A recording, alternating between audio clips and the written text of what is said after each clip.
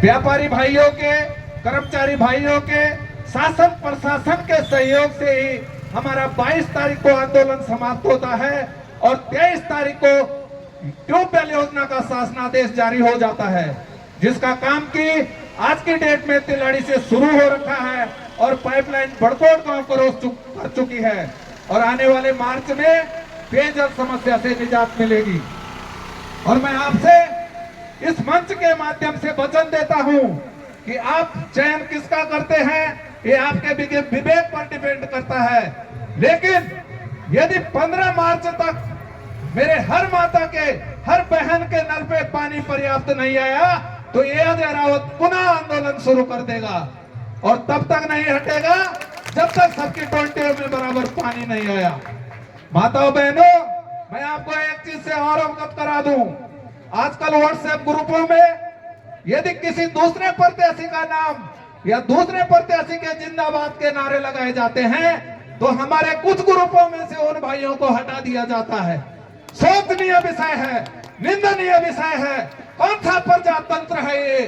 भारत देश के नागरिक है, स्वतंत्रता का अधिकार सबको है, सबको अपनी बात रखने का अधिकार है, दादागिरी नहीं चलेगी। इसका जवाब बड़कोट शहर की जनता आने वाले 23 जनवरी को मतदान के तौर पर 23 तारीख का दिन होगा, तमाचा लगाएगी। 23 तारीख का दिन होगा। बड़कोट की दूसरी समस्या है जाम की। आए दिन हमारे पुलिसकर्मी भाई सुबह से शाम तक परेशान रहते हैं। इसका मूल कारण है जो आज तक हमारे प्रतिनिधि पदों पर रहे, इन्होंने इस पर गौर नहीं किया। आप लोगों के सामने ये नगर पालिका द्वारा निर्मित भवन है। ये जितनी दुकानें हैं इनका निर्माण नगर पालिका ने किया है, लेकिन इसके पीछे एनएच और पीडब्ल्यूडी डिपार्टमेंट है जो कि सड़कों का काम करती है। यदि यहाँ के जो प्रतिनिधि, तत्कालीन प्रतिनिधि थे, उनका विवेक इस प्रकार का होता तो ये दुकानें यहाँ से 10 फीट पीछे होती, क्योंकि दोनों विभागों के पास आगे पर्याप्त जगह है। और आज की डेट में अगर चौड़ीकरण होता है तो इतने रोजगार पाए हुए लोग भी कुछ समय के लिए बेरोजगार हो जाएंगे। हमने समय समय पर इस जाम की समस्या को अपने स्तर से संबंधित विभाग, संबंधित अधिकारी और साथ ही जिलाधिकारी महोदय जी से आग्रह किया है कि आपका ऑल वेदर के तर्ज पर जो हड़पड़ टू बड़कोट बैंड का चौड़ीकरण होना है, उसमें आप 10 किलोमीटर का जो जॉब बनाते हैं उसमें पहला जॉब बड़कोट बैंड से हरनौगांव तक का लगाया जाए, जिससे क्या होगा, चौड़ीकरण होगा और हमारे शहर को जाम से निजात मिलेगी। 23 तारीख का दिन होगा, 23 तारीख का दिन।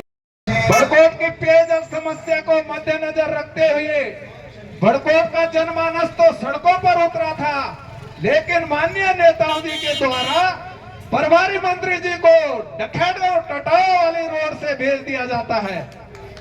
तो मैं आप लोगों को अवगत करा देना चाहूं कि यदि इसके बावजूद भी नगर की जनता नहीं जागती है और इसी प्रकार के प्रत्याशियों का चयन करती है तो आप आगामी 5 सालों के लिए और पिछड़ जाएंगे।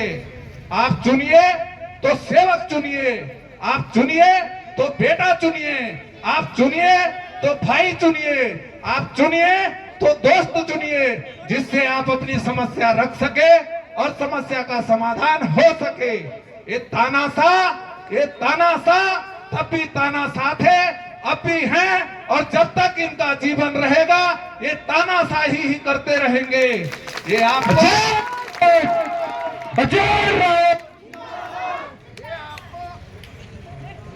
हेलो, ये लोग आपको सिर्फ 23 तारीख तक पहचानेंगे और वो भी तब तक जब तक आपने मतदान नहीं किया। आपका मतदान अगर 2 बजे होगा तो 2:01 पर भी आपको पहचानने वाले नहीं है। इसलिए मैं आप सभी से हाथ जोड़कर अपील करता हूं कि अभी भी आपके पास 2 दिन का समय शेष है। गहन चिंतन करें, मनन करें कि हमें किस व्यक्ति को चयनित करना है।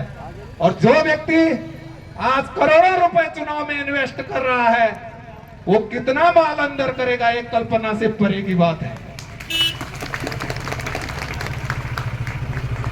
पेयजल समस्या के लिए जब हमारा 48 दिन आंदोलन चला, तो 48वें दिन माननीय मुख्यमंत्री जी से हमारा एक शिष्टमंडल मिलता है और शिष्टमंडल के द्वारा मांग की जाती है कि हमें जब तक लिखित